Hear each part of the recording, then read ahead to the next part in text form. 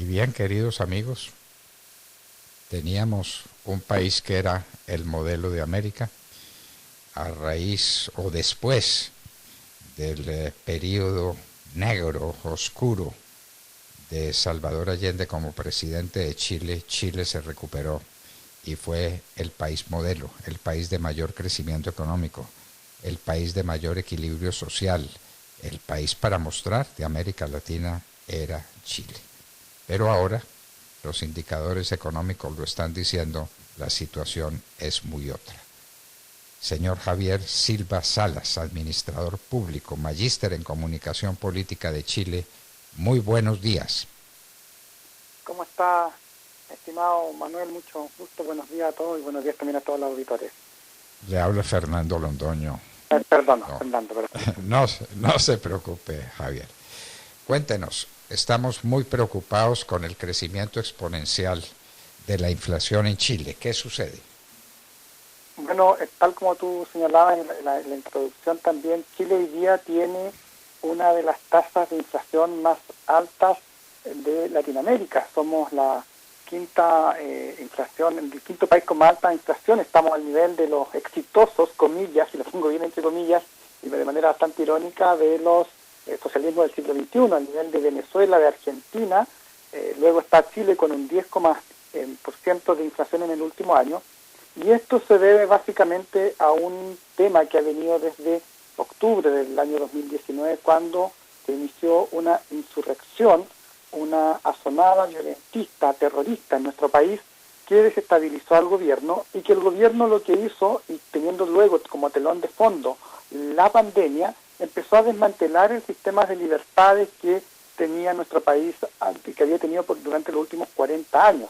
Fue así como, por ejemplo, se determinó que retiraran los ahorros de los fondos de pensiones de las personas. Nosotros en Chile teníamos un muy buen sistema de pensiones. En ranking internacional estábamos en el número 8, donde las personas ahorrábamos individualmente y cada uno tenía su propia pensión, y eso hacía que no se generaran presiones de gasto fiscal para el Estado para que financiara pensiones. Bueno, se han puesto en la calle y se han retirado 50.000 millones de dólares.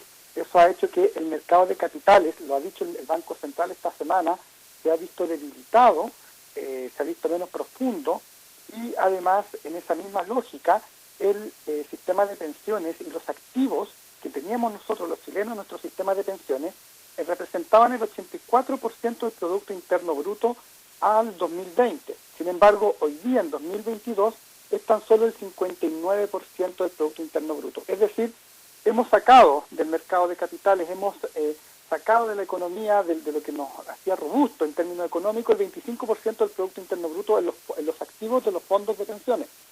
Además, el gobierno de Sebastián Piñera, y que ha continuado el actual gobierno izquierdista de Gabriel Boric, generó una política de irresponsabilidad fiscal y puso en la calle más de 20.000 millones de dólares en ayuda, que eso finalmente en ayuda, digamos, como telón de fondo de la pandemia, porque no habían grandes justificaciones para que eso se hiciera, sino que el gobierno quebró la economía, y además se le dio una ayuda supuestamente con estas transferencias, pero que hoy día redundan en los aumentos de la inflación, en las fugas de capitales. Hoy día, lo ha informado también el Banco Central esta semana, se han fugado de nuestro país, se han ido a invertir a otros lugares 19.000 millones de dólares.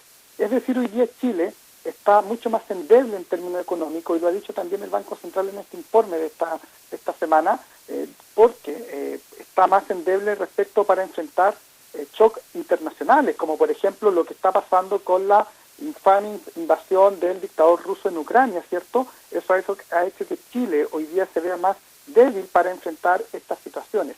Es decir, el panorama económico que hoy día enfrenta nuestro país no es específicamente de los últimos 2 meses, desde que asumió el gobierno izquierdista chavista de Gabriel Boric, sino que se viene también desde un periodo anterior, que viene con el proceso de irresponsabilidad, tanto política como económica, que tuvo el gobierno, comillas, centro-derechista de Sebastián Piñera. ¡Qué horror! Y a todas estas, en ese panorama anterior a la toma de posesión del gobierno, ¿cómo actuó Gabriel Boric? ¿Cuál era su punto de vista? ¿Cuál era Gabriel su Boric, posición? Sí, diga usted. Gabriel Boric era diputado de la República en el periodo cuando Sebastián Piñera fue presidente, es decir, entre el 2018 y el 2022. El presidente actual, Gabriel Boric, ocupaba un cargo de diputado, estaba en el Congreso y luego salta a la presidencia. Bueno, Gabriel Boric, como buen izquierdista, como buen, digamos, alguien chavista, estuvo de acuerdo en desmantelar el sistema de capitalización individual. Él votó a favor de que las personas retiraran sus ahorros previsionales para gastarlos en consumo en el contexto de la pandemia. Y además siempre estuvo del lado de algo muy clave que es para nosotros, que hoy día nos tiene también con esta incertidumbre económica, que es del lado de la violencia política. Gabriel Boric, cuando Chile tuvo esta insurrección, este proceso insurreccional que estalló en el 18 de octubre del 2019, bueno, este diputado, el actual presidente, estuvo en la calle con lo que en Chile denominamos la primera línea, es decir, estos terroristas urbanos que atacaron 70 estaciones de metro, ¿cierto?, que quemaron y atacaron más de 400 supermercados. Bueno, Gabriel Boric estuvo con ellos en la calle y hay fotos de Gabriel Boric en los puntos de las protestas. Es decir, el actual presidente es corresponsable y apoya y apoyó justamente todo aquello que hoy día tiene a Chile sumido en crisis económica, política y social. Nosotros en el sur de Chile tenemos un problema muy grande de terrorismo.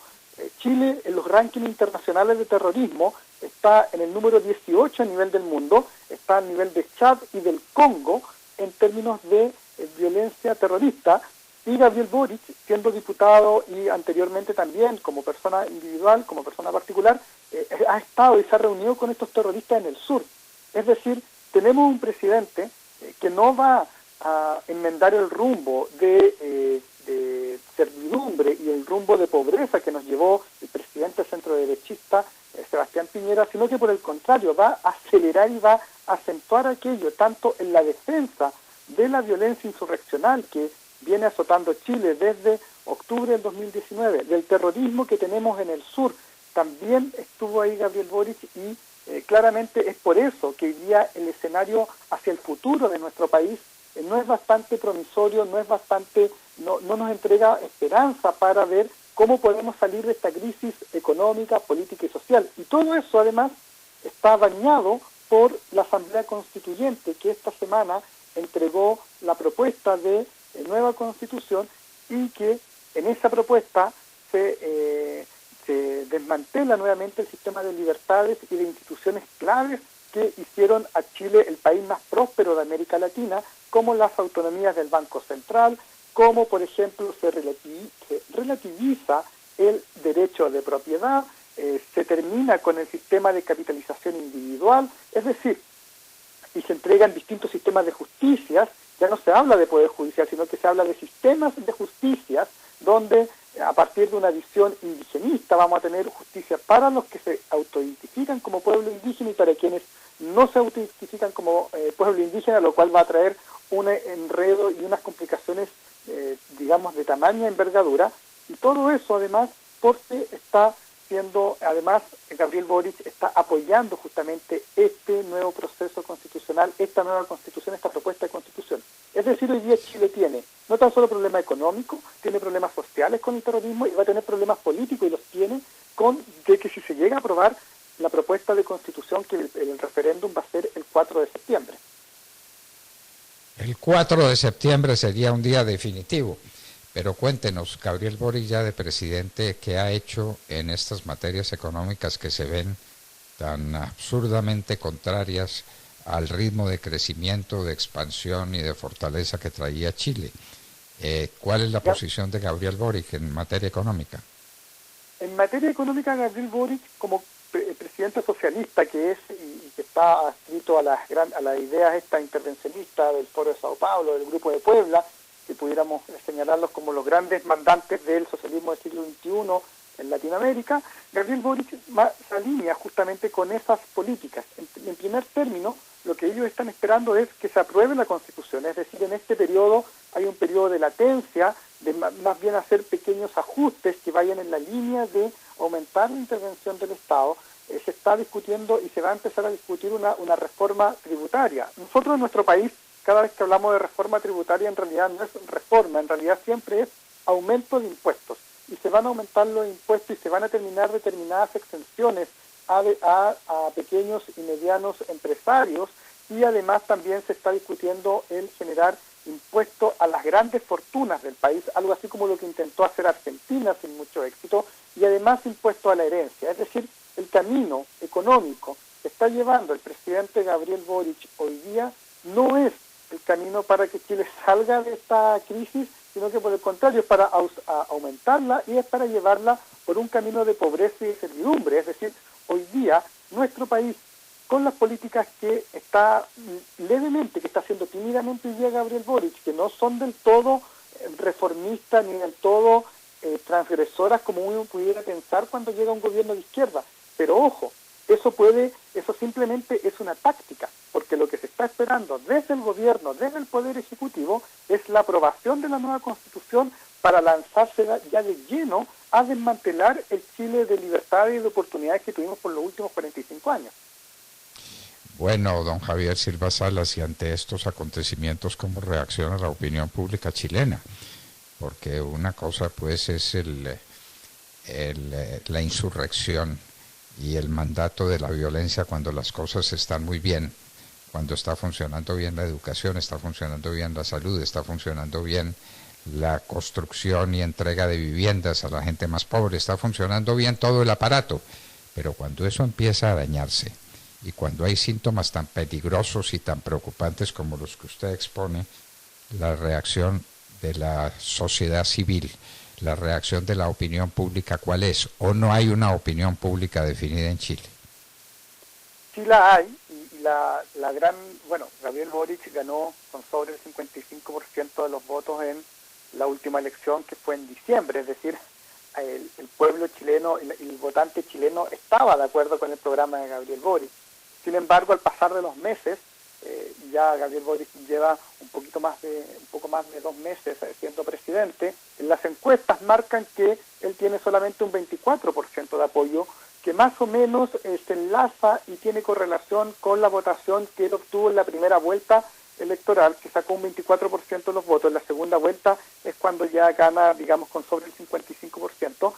Eso es en primer lugar. Pero la opinión pública chilena, en realidad, todavía, en general, la gente de la calle, del común, el chileno común, todavía está viviendo la efervescencia y está viviendo el punto de los retiros, el beneficio que tuvo de los retiros de sus ahorros, de los fondos de pensiones, y todavía no son capaces de darse cuenta el drama en el que estamos viviendo. Vivimos prácticamente un espejismo. Y al modo de ejemplo, y algo muy, muy pintoresco, pero me gustaría ponerlo también aquí a la luz. Daddy Yankee, uno de los cantantes más famosos que tenemos en Latinoamérica, viene a Chile y viene con 3 conciertos, y los 3 conciertos se han agotado en 3 horas. Es decir, la gente, vamos a llenar 3 estadios nacionales, 140.000 personas, más de 1 millón de personas postularon para tener una entrada de Daddy Yankee que costaba del orden de 200 o 300 dólares.